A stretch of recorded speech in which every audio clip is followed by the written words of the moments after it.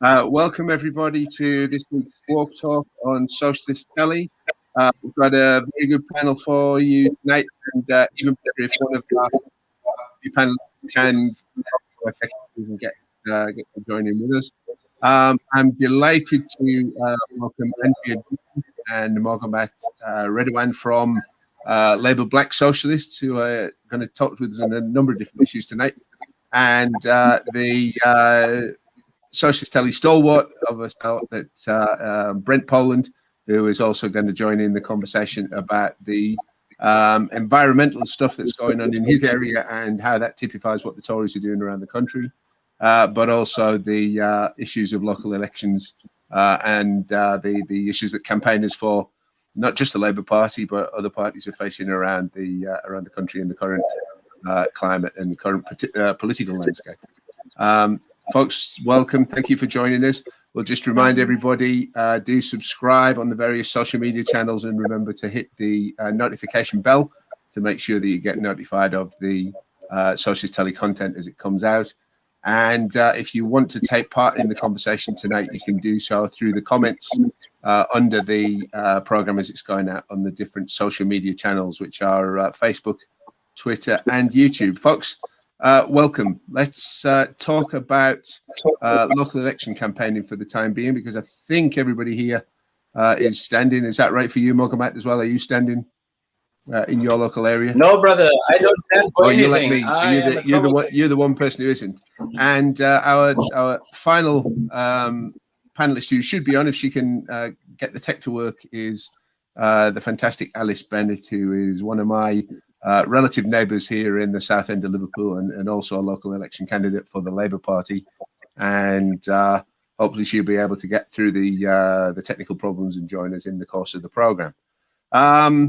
Andrew, you're standing in your local area. You want to tell us a little bit about that and which area, what you're facing, etc.? Right. So, I've recently got through the panel stage. So I haven't been elected in my ward yet.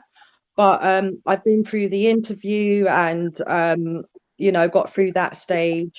And the ward that I'm going to be standing in, Wandsworth, is West Putney. It's Tory held at the moment, and it's going to be difficult to win. But I reckon that I've got the tools to batter them and, get us in. So I'm pretty much looking forward to it.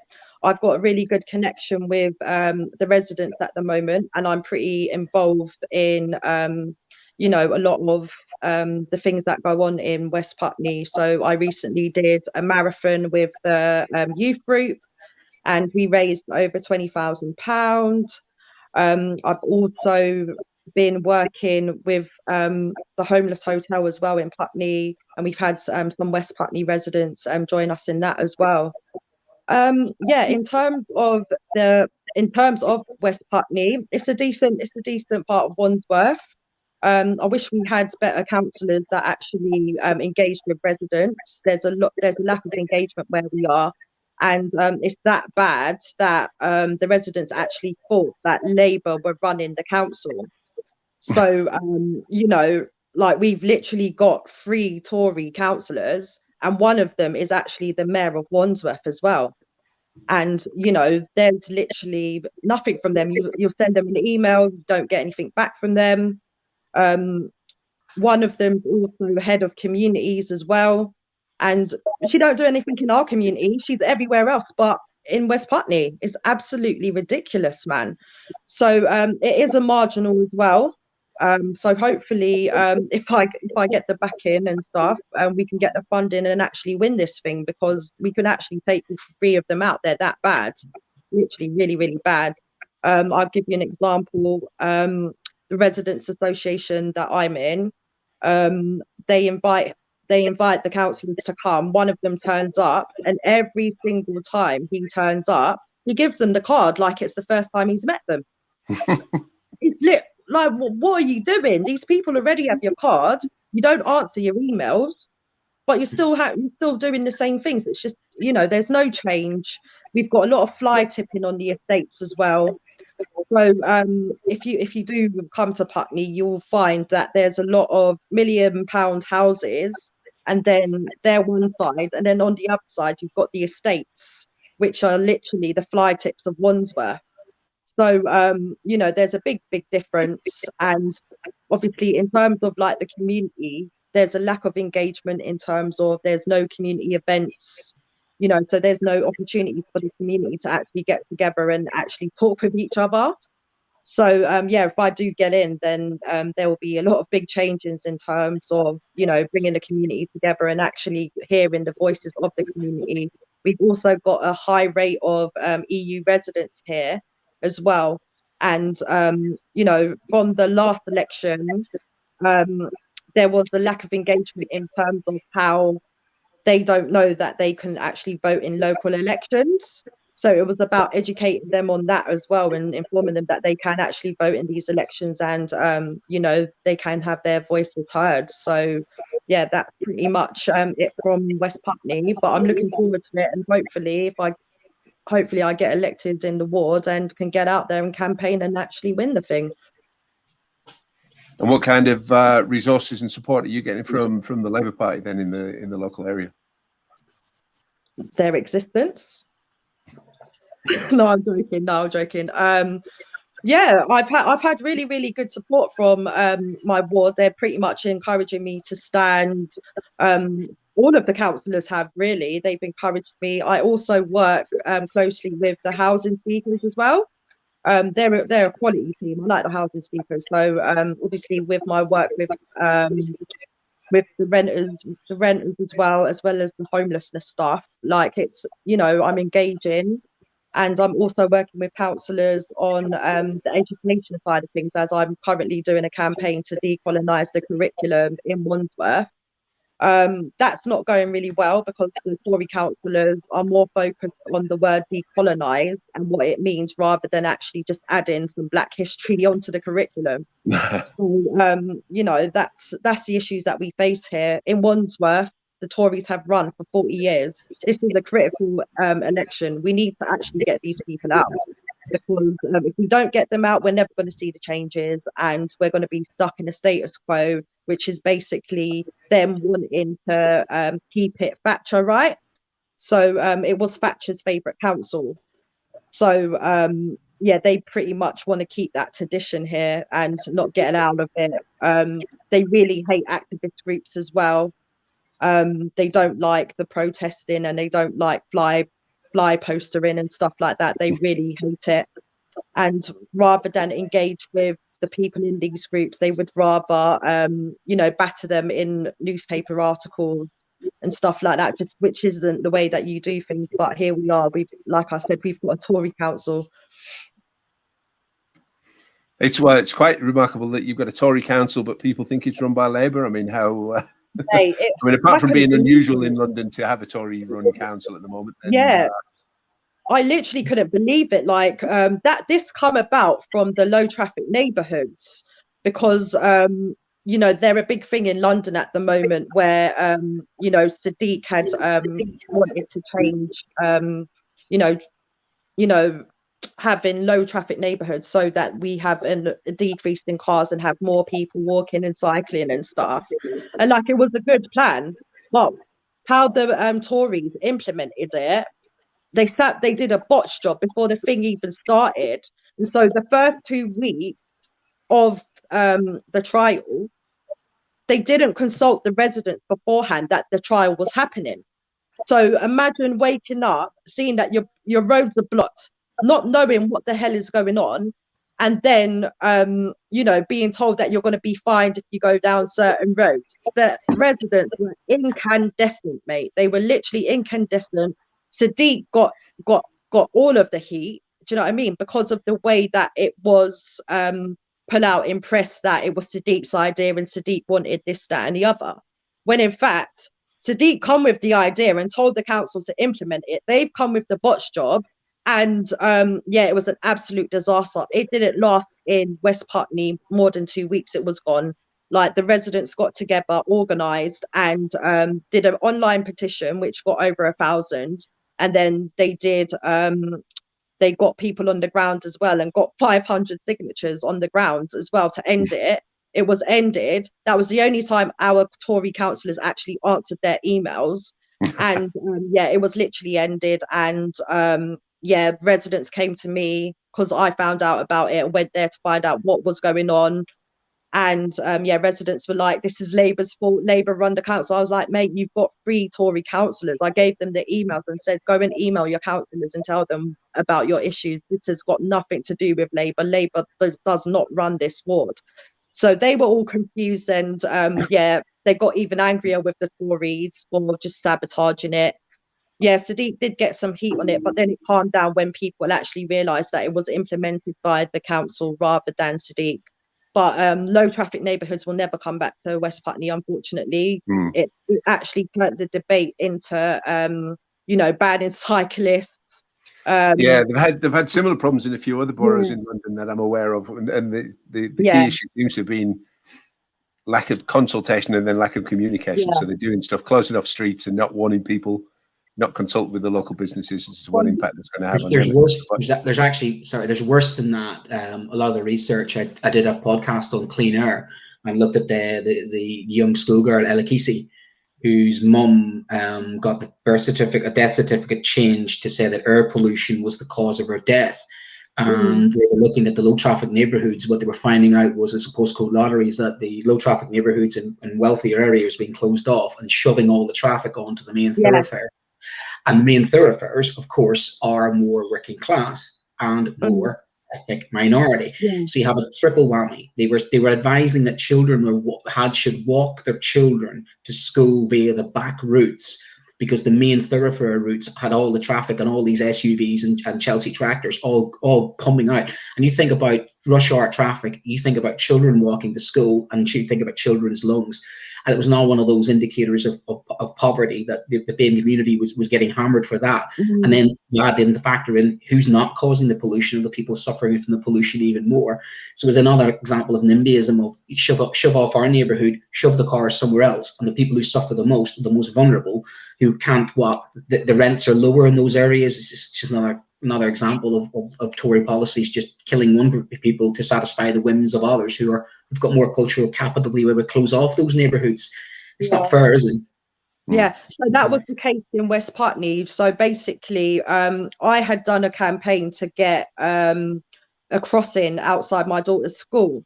And where these low traffic neighbourhoods, when these low traffic neighbourhoods come about, they were actually pushing the traffic onto that road that I was trying to get a crossing for. So like I went down to that road because the resident got in touch with me and was like, you need to come and see this. When I went down there, you had two lots of cars, so in both different directions. You had pensioners are scared to cross the road on their own. So the guy ended up, while I was standing there, ended up crossing a pensioner also. It was just an absolute disaster, man. And it's unforgivable. And like I said, the conversation went on to taxing cyclists, that the bus drivers were going to get a ballot into strike if it wasn't resolved. You know, it became really, really nasty. And it was even nastier in Tooting. Like, it was really, really bad. But the difference with Tooting, where it's Labour run, the Labour councillors were actually going out there and engaging with the residents and hearing the residents' concerns and stuff. So they had that. But over here, we didn't have that. The councillors didn't come out of their homes to talk to anyone. They left it, and yeah, literally, it was a mess. And what came out of it was they actually had an inappropriate relationship with one of the chairs of a residents association that was just, you know, this guy ended up lobbying TfL. Mate, some MPs can't even lobby TfL, but a resident was able to do that. What you're saying, Andrea, is nudge, nudge, wink, wink, I play golf with somebody, not what you know, but who you know kind of thing, isn't it?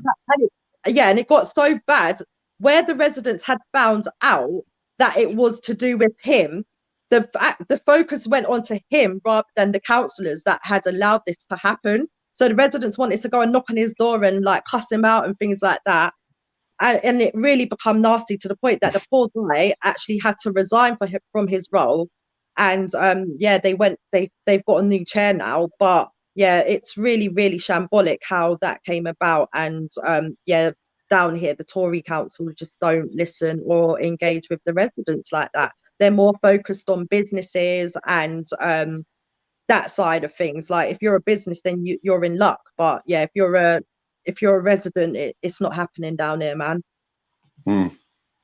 Well, it's not exactly unusual on this program for people to talk about the voting public not being able to tell the difference between the Tories and Labour well enough.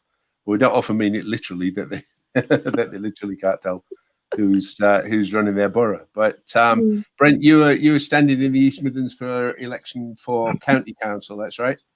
Yeah, I'm standing, but not for the Labour Party. So tell us a little bit about what you were doing. Yeah, I'm on the green side of the fence, on the green left. By the way, I'm socialist, green trade unionist as well. But yeah, I'm in a bastion of conservatism. What's interesting is exactly what Andrea was saying. The fly tipping happens in certain areas, but not other areas. And I was pounding the pavement today at about 600 leaflets, and you've got £1 million mansions around the corner. You've got social housing. And the difference between the two might as well be a different world away. I mean, the inconsistencies, even within the area I live in, is shocking.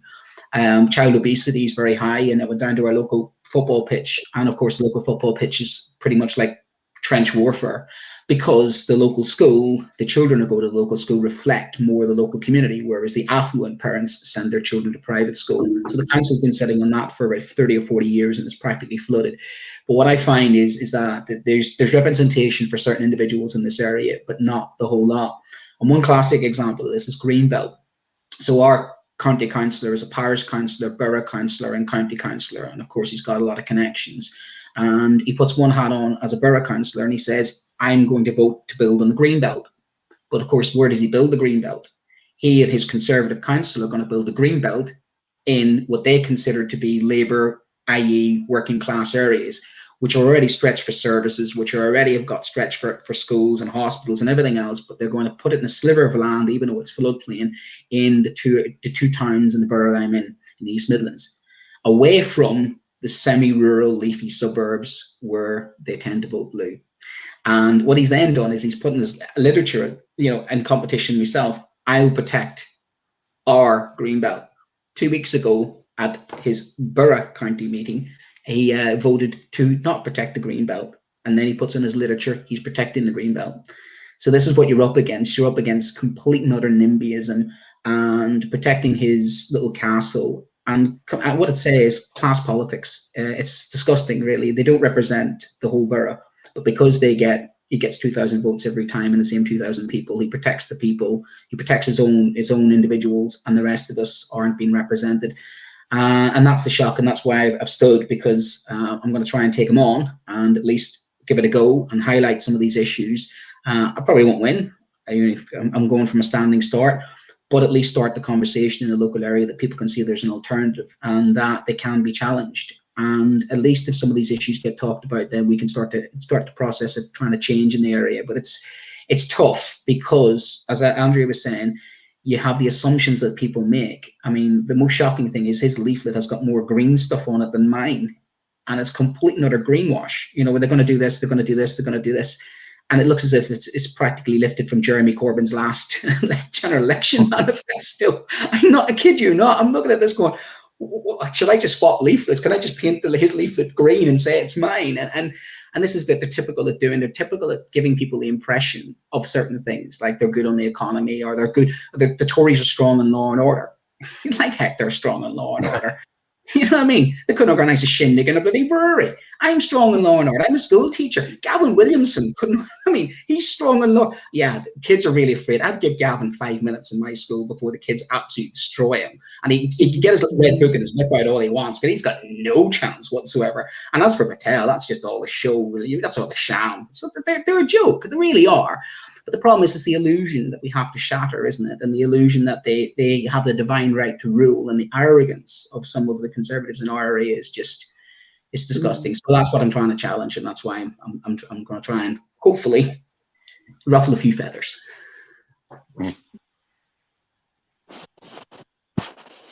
So let's move on and talk briefly. We'll come back to this, I think, but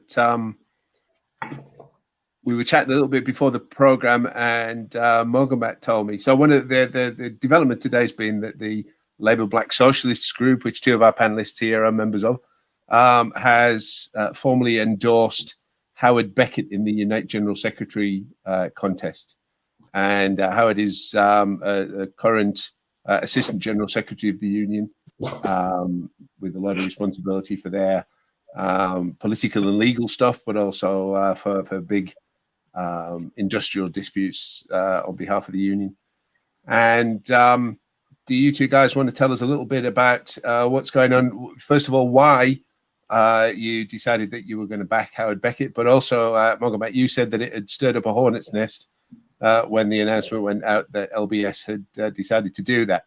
You know, we're going to put that out for people in the comments to say who they're backing.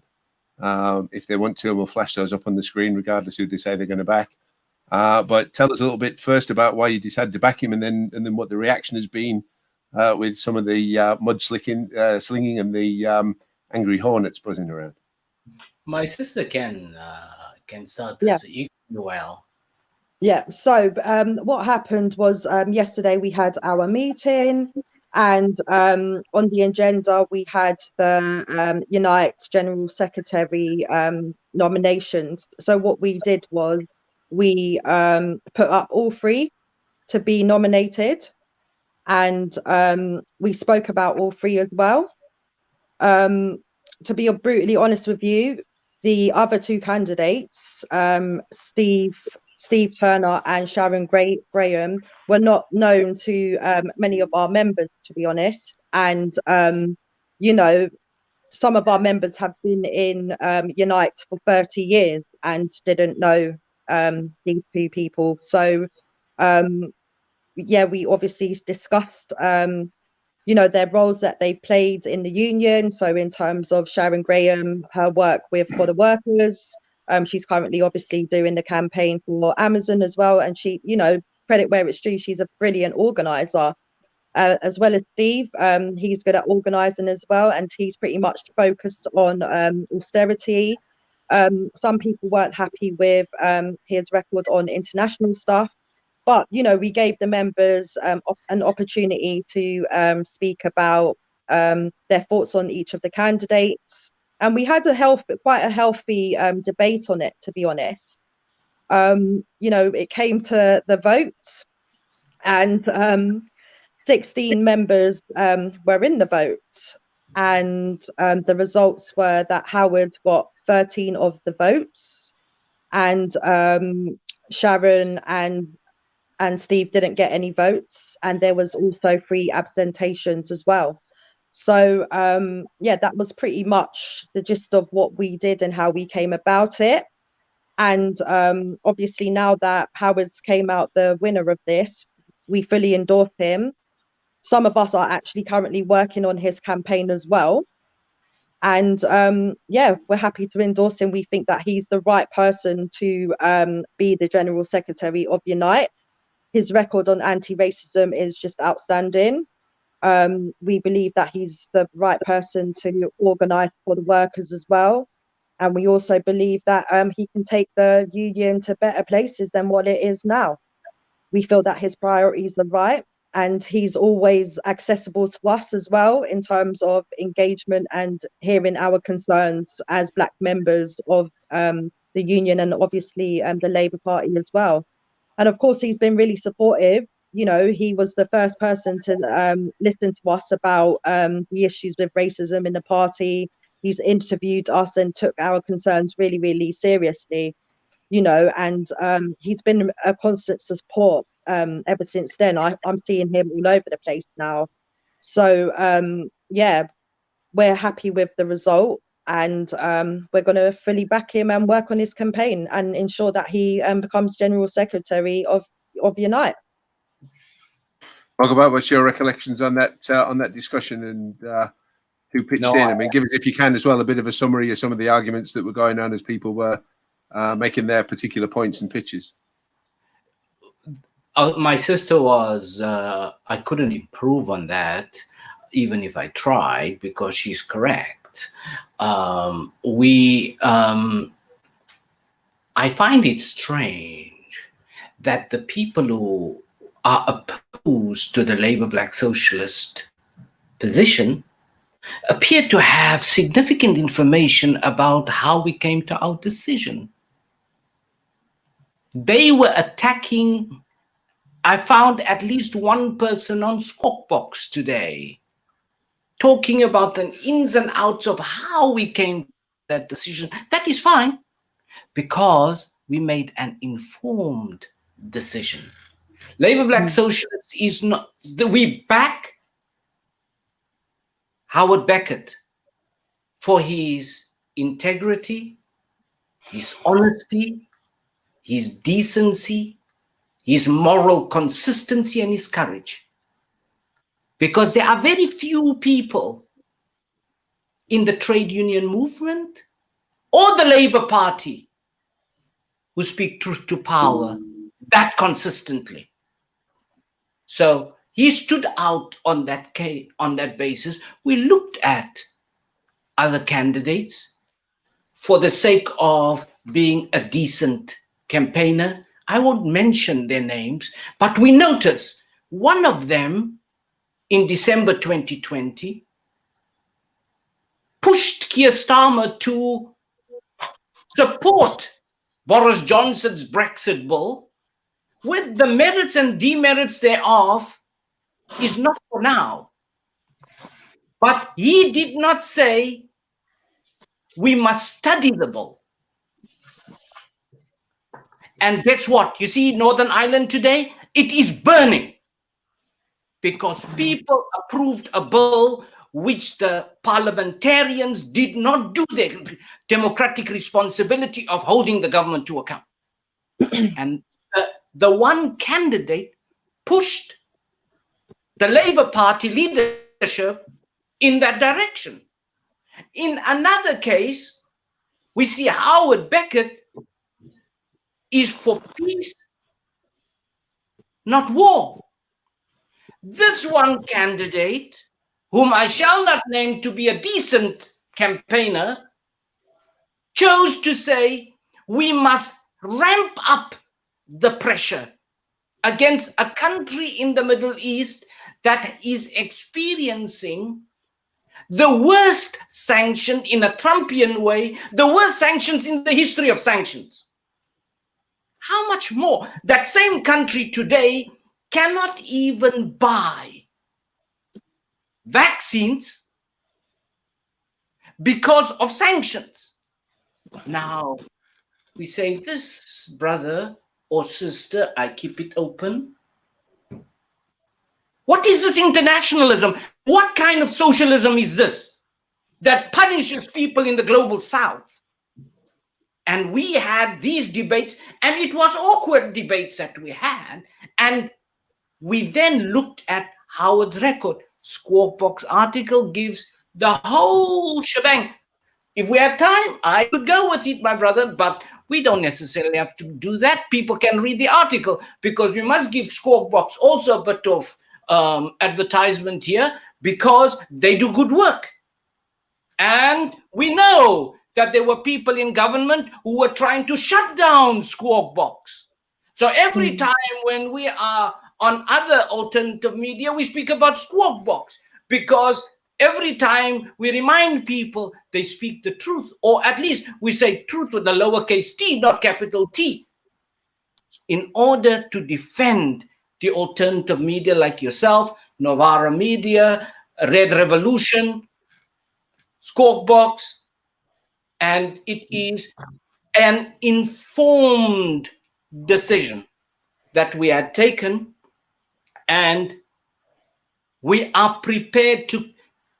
And some people even say, ooh, who does Labour Black Socialists think to tell the Unite Union who must be their general secretary? No, we're not telling Unite who must be their general secretary. We are telling the members, you have the vote, exercise your vote, check out the candidates, and take your vote seriously. Because remember, in the left hustings, very few members, a few hundred members voted in those hustings, and Unite has 1.4 million members. So what we are saying is, we will make noise for Howard, not because we believe he is the promised Messiah after Jeremy Corbyn.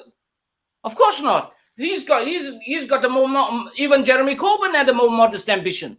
So yeah, Howard just wants to be a normal guy wanting to be general secretary. His agenda, his policy platform agrees with our agenda and policy platform, and we are planning and we are already campaigning for him, and we are asking people to vote for Howard, because whatever happens in Unite affects the members of Unite, affects the Labour Party, and affects the communities in which those members live.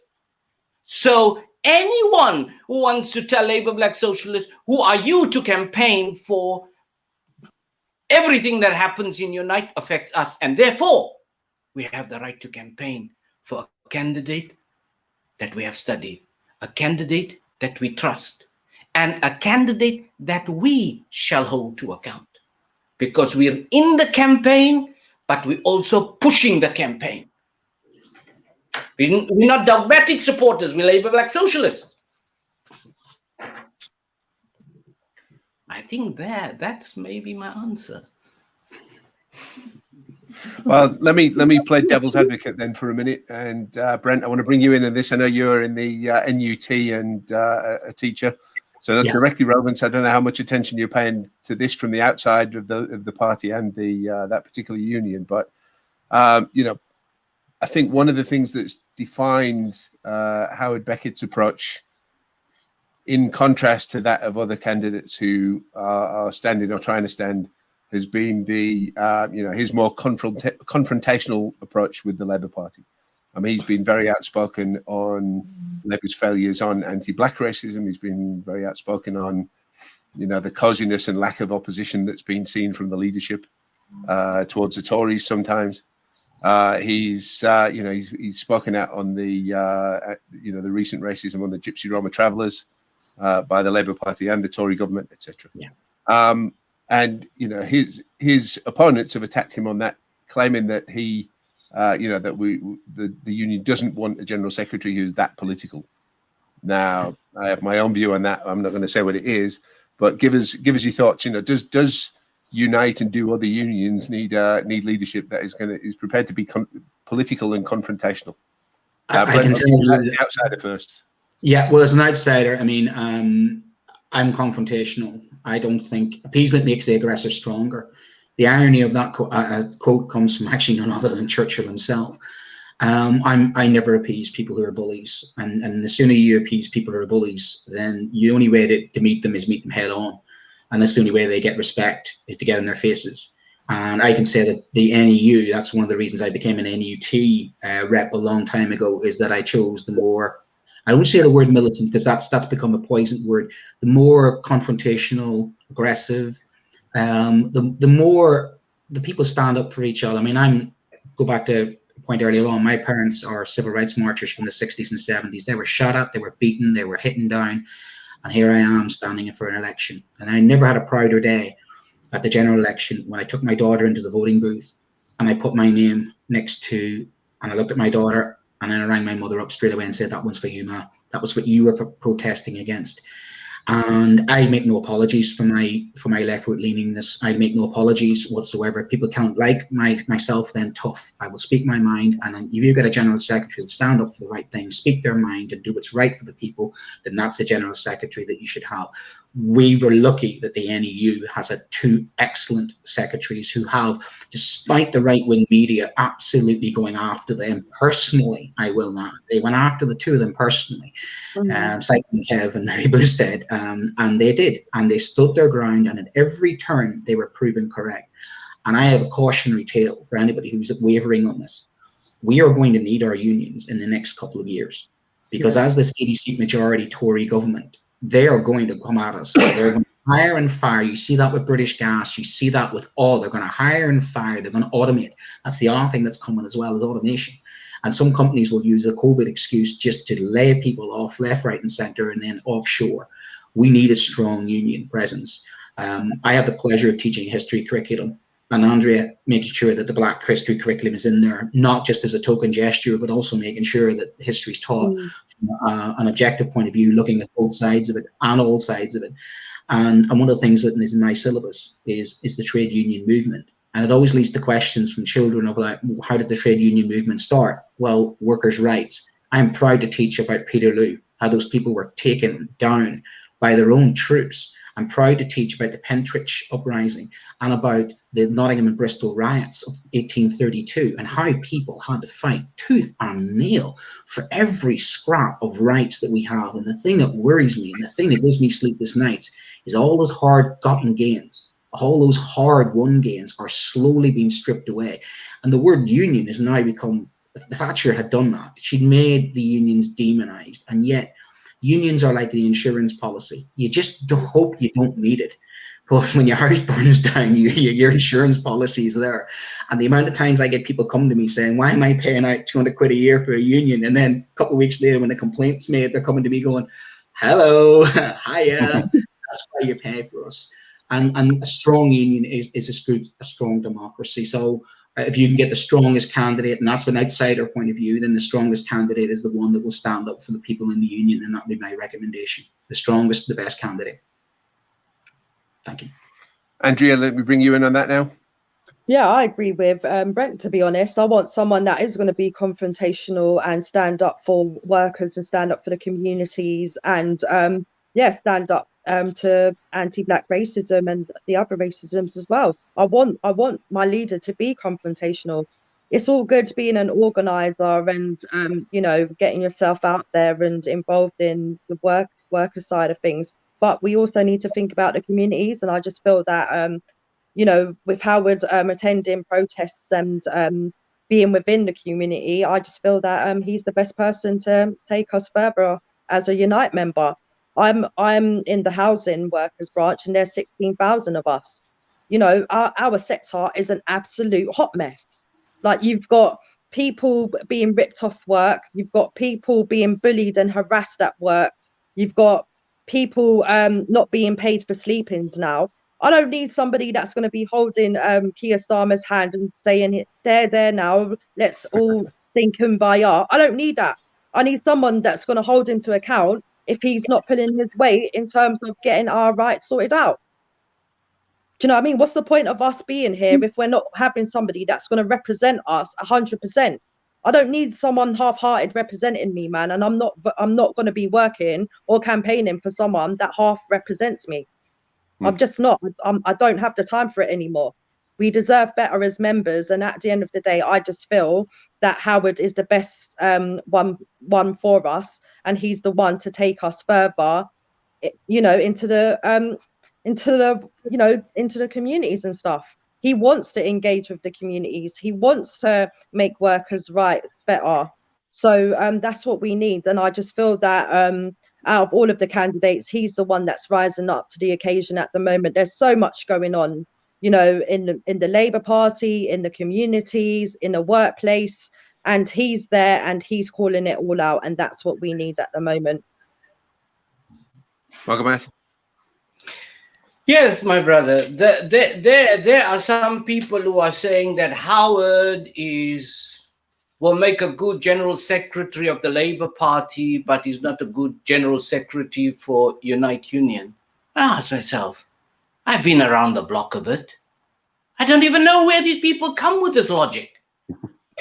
Because when we talk, just going back, when we talk about child labor, it is the union that ended that.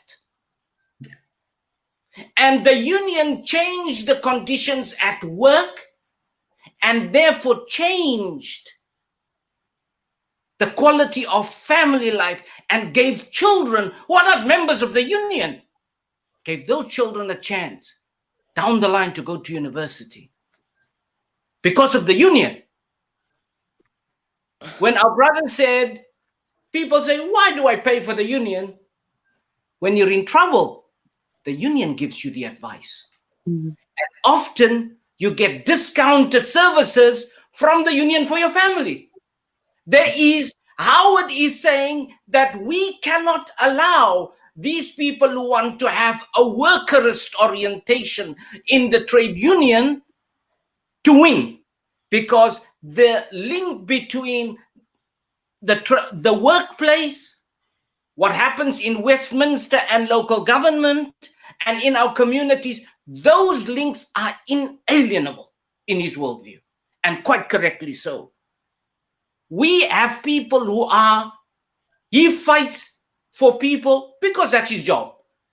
But to get employers to abide by employment contracts under conditions, as our brother had mentioned, COVID-19, hire and refire on worse conditions, you need someone who's not going to have a bit of a smooch with the bosses, a bit of a cuddle with the bosses. He's got to say, we've got a contract. We had fought for these conditions, and you're not just going to erode them. And he's going to challenge them. Whether he wins, sometimes labor law since Thatcher, as our brother had said, is a nightmare. And the Labour Party had been in power for more than 10 years, and they did not change those Thatcher laws, anti-union busting Thatcher laws. And Howard is going to say, those laws need to change. We have a duty of care to Tony Benn. We have a debt to pay to Tony Benn and to, guess what, Arthur Scargill. Because these were trade unions who put their lives on the line for the life that we live in our communities today. When we talk about minimum wages that allow workers to get a fair deal for a job well done, that's the union. But when there is a good minimum wage, it doesn't leave the family unaffected. The family has a better chance. But we are living in a time when under austerity, the bosses, facilitated by corporate politicians, want to take away those conditions and those salaries and wages. You need someone like Howard who's not going to say, let's make love. He wants to say, our members have rights. And if you don't respect their rights, we're going to have a ballot and we're going to strike. We're going to have a picket, irrespective of if you have a police bill that where the police want to tell the workers who on picket when they must faint and when they must drink water. Howard is going to be there, not because Howard is Jesus. Howard is just an ordinary trade unionist who knows the bosses don't give an inch unless they are going to feel pain.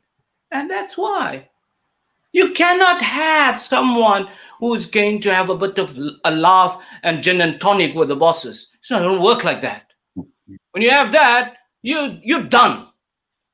And Howard is consistent about that. We like him. It doesn't mean that we dislike the others. We just like him more. Yeah. I mean, it's not, anybody who reads Skwawk books will know it's no secret that I support Howard to be the next General Secretary as well.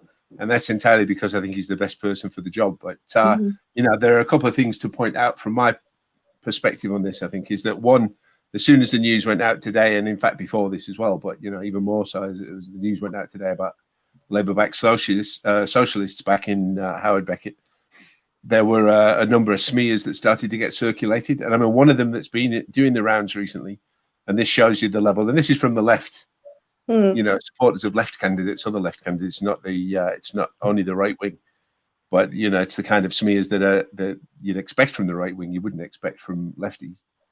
Was that he wants to close down the community section of Unite. The community section of Unite is, is the section for people who are not in paid employment. And, there has been rumors circulating that Howard wants to close down that section. Actually, the very opposite is true. One of his main campaign pledges is he wants to build up and extend the Unite Community section. So, we've got this complete inversion of truth in attacking him.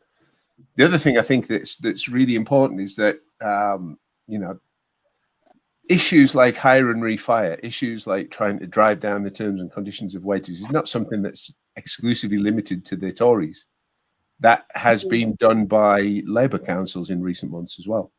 And even going back as far as 2017 and 2019 to the Birmingham bin dispute, then there has been, Labour councillors abusing their workforce and Labour-run councils abusing their workforce.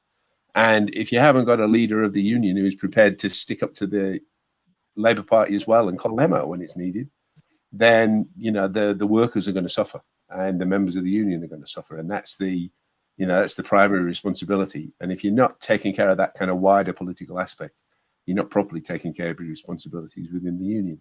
That's how so Tory. You need somebody who's going to, is prepared to stand up to the powers that be and to the establishment wherever it rears its head, and not worry about which colour rosette that they're wearing.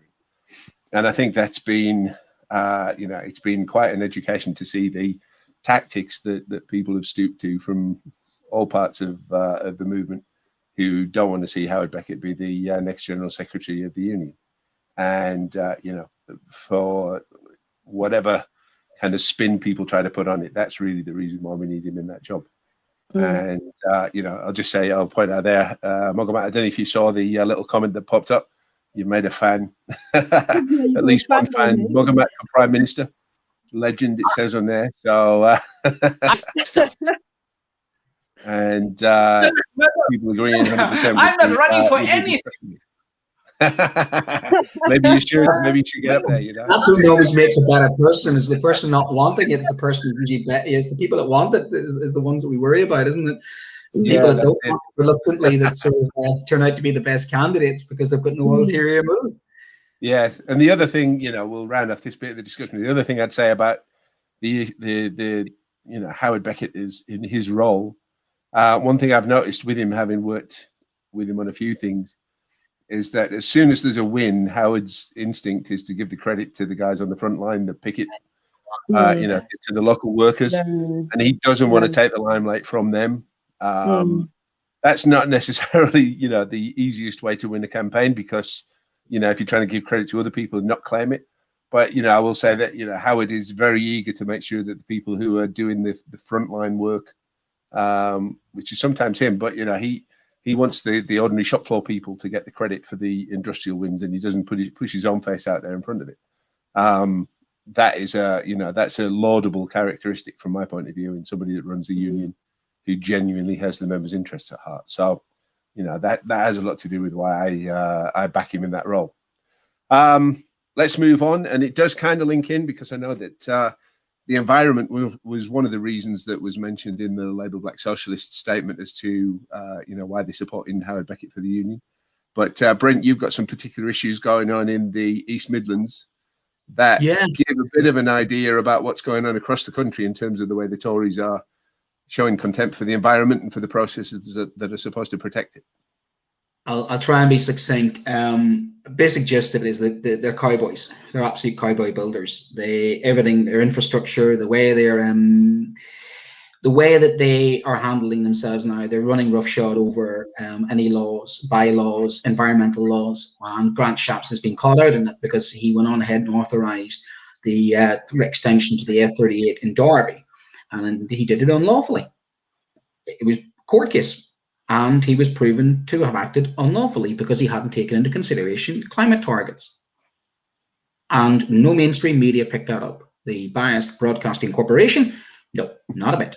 No mainstream media. Press release went out from the Stop the A38 campaign in Derby, which is a nice rainbow coalition. It's apolitical. It's got Greens, Labour. It's got Transport Network. So it's a loose coalition of individuals for different reasons, residents as well, who want to make sure that the A38 in Derby is not built because it will destroy 25,000 trees in an urban area, including a pristine park called Morahegan Park. And what they haven't done is they haven't taken into consideration, obviously, the COP26 or climate change targets that the government signed up to. And they went on ahead because, obviously, they've been lobbied. Hey, lobbied. And that's something I'm well familiar with, is I'm up against the lobby when it comes to HS2. I'm up against the lobby when it comes to Midland Connect. I have been Twitter trolled. I have been attacked. And I've even discovered things called astroturfing, where people set up fake organizations lobbying. I mean, serious to God. I mean, I have been absolutely cyber bullied, cyber attacked by individuals. Actually, I will say some of them are blue chip labor lobbyists as well. And they all want it. They want some of this infrastructure because it's big time for big contracts and big guys. And corruption, the chumocracy, it's all there. And the more I look at it, the more I see the fingerprints of just contracts being handed out to backhanders and nudge, nudge, wink, wink, brown envelopes, of which Mr. Generic is an expert, of course, in that field. But there we go. Grant Shapps has been deemed to be unlawful as regards the A38. We also have the Transport Network are taking the government to court on the £27 billion road building scheme called Rise 2, which again, when you hear the government talking about its climate change targets and how it's green, it's not very green. They had 6 months ago where they had they come up with the retrofitting house scheme that lasted 6 months. Congratulations, they lasted 6 months on that. That's a really good achievement for them. So we're getting this government who's what we technically call greenwashing. They're giving people, they get the impression that they're going to do environmentally friendly stuff, but actually when it comes down to it, they want everybody back in the offices. You know, we could decarbonize our transport right now. We could reimagine our workspaces. We could change our society for the positive. As you know, our families could have more days at home, 4-day working week, all of those things, all those gains that we've had during COVID, that different way of working. What does Boris and his boys want? They want us back in the offices. Why did they want us back in the offices? They want us back in the offices. They want us back in the cars. They want us back in the rat race. Because the guys behind them who are really running the country are saying, whoa, whoa, whoa, my big posh office is empty at the moment. That I can't have that. I want the rent for that. And this is the problem we're up against. We're up against a system of capitalism that just wants us on a rat race, earning money, earning money. I know that as a teacher. What was the function of my purpose for the last year? To educate children? No. To be a flipping glorified babysitter to keep the economy going. And I just wish the government had the balls to actually turn around and actually tell me that that was my function in society, to be a babysitter so people could go out to work. Because when it comes down to it, that's really the God that they worship. It's money, money, money, money, money. And if the environment gets in the way, they're going to shove it out of the way. And that's where Grant Shapps has been caught out. If you want to support, that's the Stop 838 campaign in Derby. They're the crowdfund and they're absolutely brilliant guys. But there's little groups like this all around the country popping up, and there's even a map, a Google map, that you can actually join in if you've got a little house building problem or this. And when I look at that map, it's like countrywide. It's like a huge problem now because the Tories have just opened the green belt. They've opened the wallets. And big business is saying, right, it's party time. It's like the Wild West out there, basically. And they're just opening things up. And it's disgusting, to be honest with you. There you go. Labour Black Socialist guys, what was it about Howard Beckett's stance on the environment that made you want to support him then, that fed into that decision? I mean, we'll come back onto the specific Derby thing in a minute, but I'm interested to find out what it was, what stance he's taken. No, if I may, our brother is quite clear on what his priorities are. When you look at the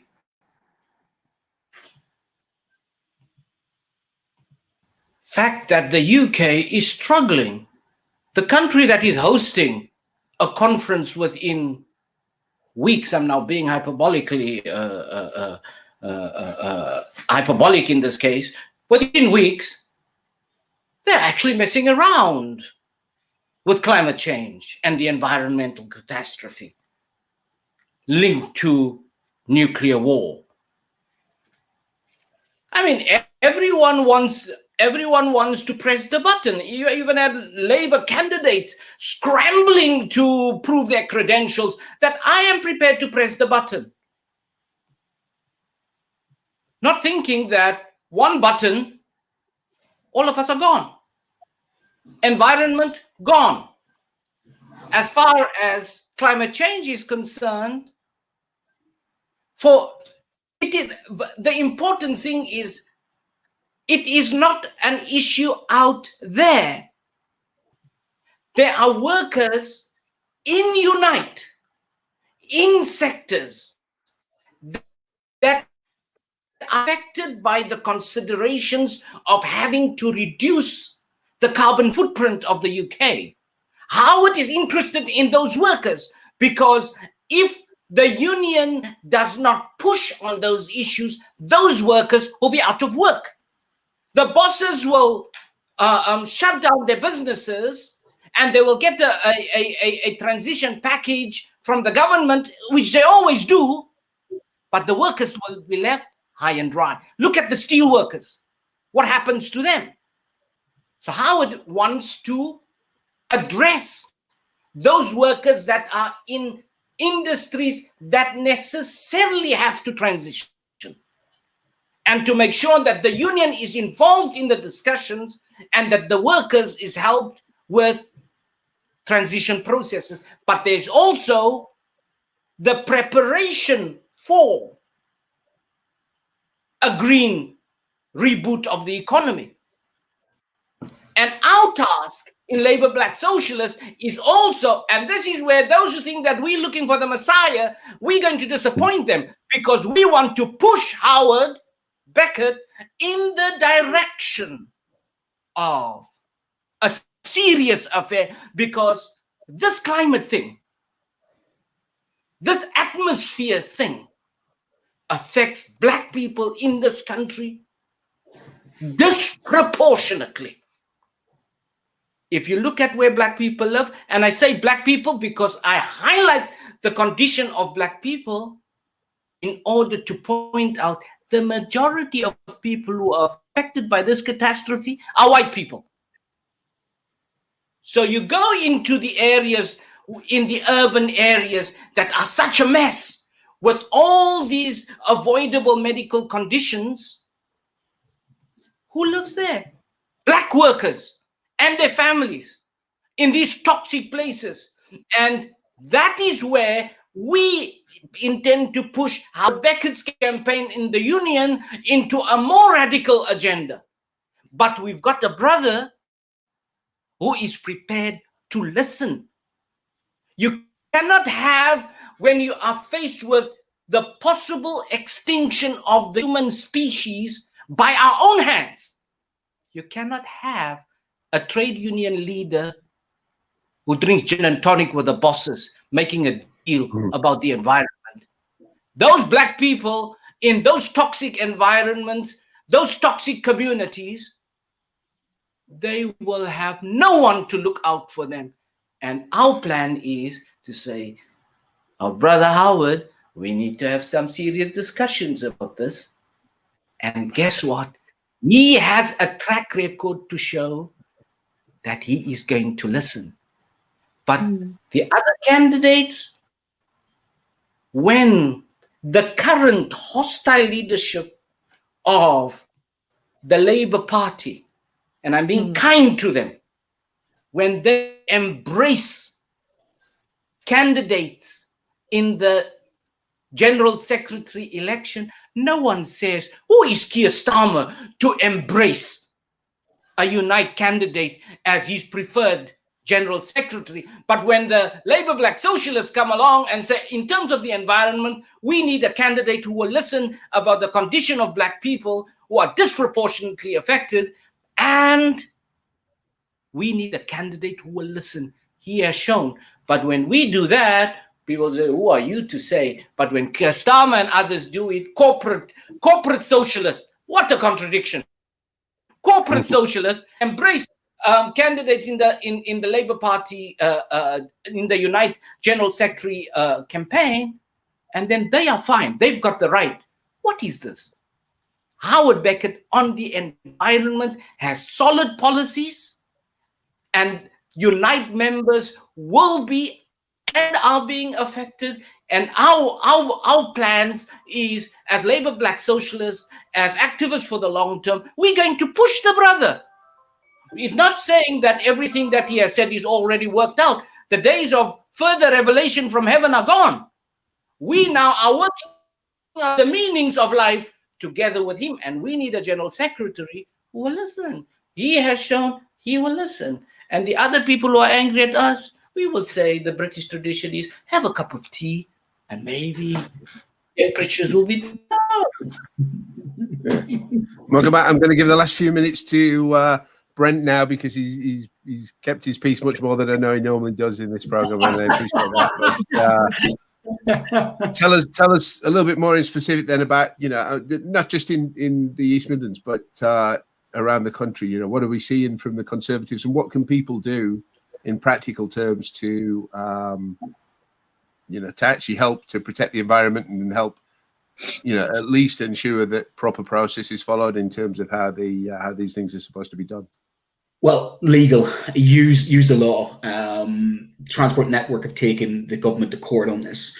An private individual from X or Derby took Shaps himself to court on this, and the verdict came down that he had a failure to account, failure to provide reasons, a failure to take account air quality, which we were talking about earlier on, irrationality of the decision, and he didn't share his decisions, and that is accountability.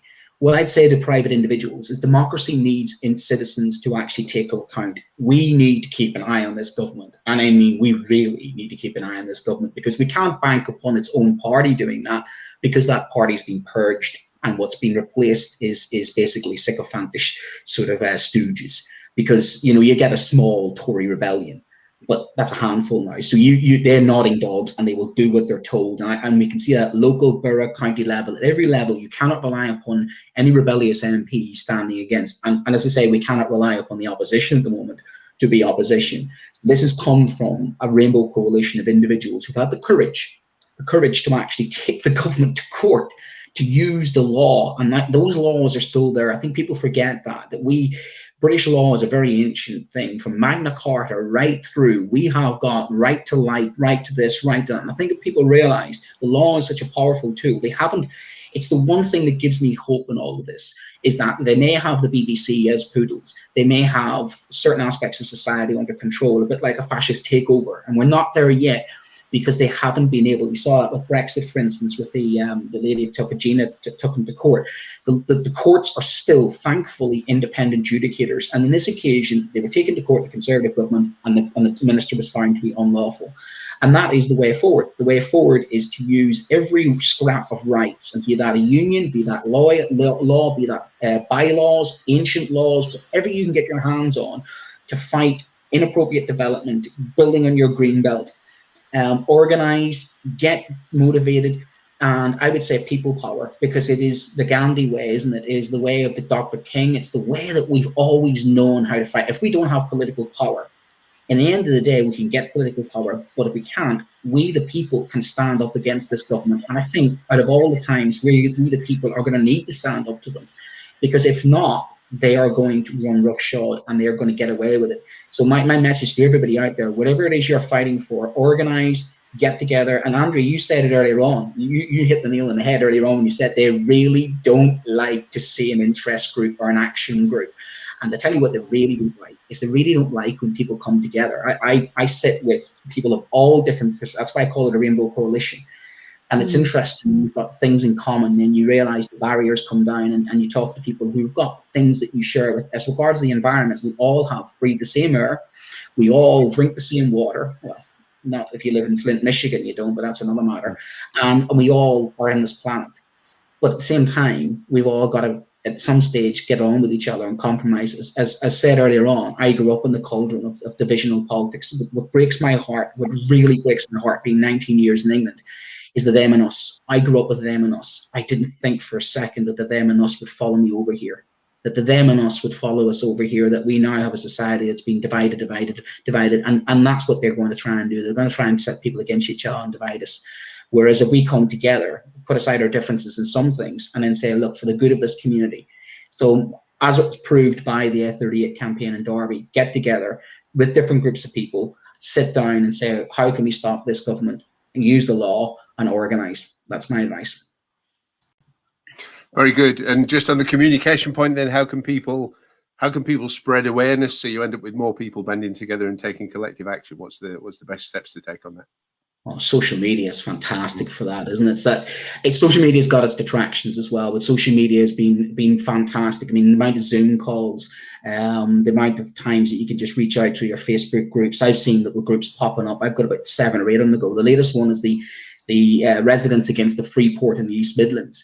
And what I intend to try and do is try and join some groups up together, like my F38 group in Derby, as opposed to the road building. And I'm opposed to the road building, but actually the same people behind building the roads are also building HS2, who also happen to be building a Freeport. And you start to look at it and take a step back going, who are these guys? They're all the same people. And all the same lobbyists are popping up going, yes, yes. And I get accused of, oh, how can I be against HS2? Why aren't I against roads? Well, of course I am. I'm against the same people building the same thing. And they're trying to pretend, as if it's a game. And it's big contractors. And it's big money. We're talking hundreds of billions of pounds. And the problem with that is it doesn't trickle. It's trickle-down economics. It's build this big thing, build these big roads. And what's the average person get out of it? It's not bottom-up economics. This is the old economic system of if you build it, they will come. And that doesn't feed hungry kids. That does not take 41% of the kids I teach out of child poverty. That's not what they need. That's what they're building for what they need to feather their nests and their pension pots and their offshore little bank accounts in Panama or wherever else the papers they've got. That's really, and they keep telling us this is the things that we need for economic development, and they keep promising us jobs. But these jobs will be automated. These jobs they're not minimum wage. Like warehouses down at the Freeport in the East Midlands.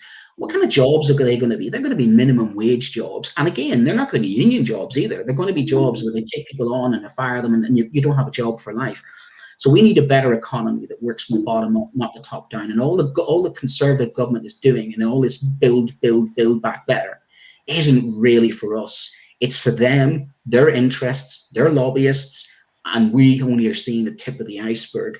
And they're very powerful people behind them. They've got media behind them, but people power can expose them, as I'm proving with the 38 guys in Derby. So you've got to come together and just find your interests. And it's easy out there with the internet. You can come together with different groups of people. Interesting comment there from Paul Smith. It says the left needs to hire or train legal experts and lawyers to fight the government, as they've shown they can be beaten in court, which is true. And we've had some very significant victories recently. Sadly, with a Tory government this unprincipled in power at the moment, and all their friends running the media, politically you tend to find that those kind of defeats lead to a promotion rather than a resignation, which is sadly it's a qualification rather than a disgrace as far as they're concerned. Sadly as well, we've seen the Labour leadership refuse to call for resignation of people when they've been found out to have broken the law as well. And that's a particular source of pain to anybody who still supports the Labour Party. I think we'll wind it up there. I was correct in my prediction at the top of the show that we wouldn't have any trouble filling the hour, even with one of our panelists unable to join us. Guys, I do thank you very much for taking part in the programme. Everybody who's watched, then I'll thank you very much for your time as well. This will be available on catch up on all the different platforms, so do share that out and let people have the chance to still keep up and see what's going on. And I'll just finish off again. Don't forget to subscribe on the various social media channels, and at least on YouTube and on Twitter, you can click the notification bell to make sure that you don't miss out on any of the content and you are notified as soon as that gets broadcast. And so we'll round off with that, and then I'll see you again next week, which is going to be, actually, I'll give that a quick plug. Promises to be an interesting program or evening next week. We should have on the program Miltos Yarolemu, who is who used to be in Game of Thrones, as one of the more interesting characters on that program, and he's a very outspoken lefty. He said he's joining us next week. And it could also be a program that runs on then into a second half where it will be the Hartlepool debate or hustings between either between Northern Independence Party candidate Thelma Walker and Labour's Paul Williams, or between Thelma and an empty chair if Dr. Williams decides not to take up the invitation which has been extended to him. Either way, it should be quite an entertaining program, and as with this week, people will be able to fire in their own questions to the panel on the show and to whoever's taking part in the hustings when that happens as well. Are you going to put a tub of, you're going to put a tub of lard on the seat? Mate, Pop that in your diaries and make sure to spread the word. And we'll see you again next week. Thank you ever so much for that. Take care, everybody. Bye. Thank